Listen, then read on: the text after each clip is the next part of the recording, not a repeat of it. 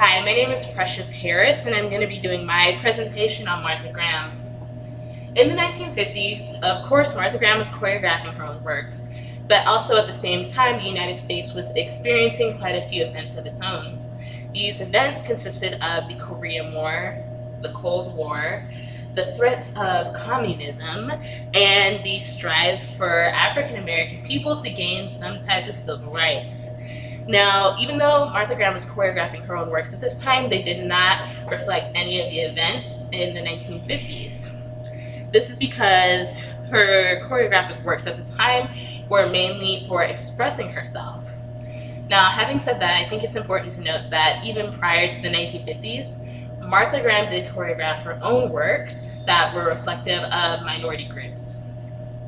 Now, during the 1950s, Martha Graham choreographed works from her Greek cycle. Her Greek cycle is best described as a series of works heavily inspired by Greek mythology and Greek stories.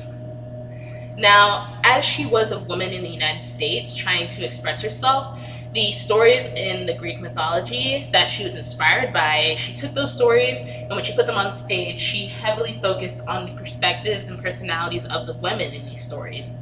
Otherwise, as traditionally in Greek stories, the plot would be heavily dominated by the stories of war and the men in the stories.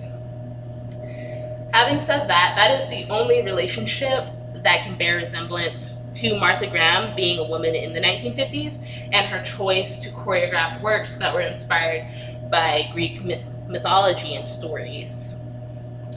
Now, the specific work that I will be presenting today is Clytemnestra. The story of Clytemnestra goes as such. Clytemnestra pretty much teamed up with her lover to kill her husband. The reason she wanted to kill her husband was because obviously she wanted to remain with her lover, but also because her husband killed their daughter as a sacrifice to the gods in order to win war. So without further ado, I would like to present to you my rendition and performance of Clytemnestra, Act 2. Thank you.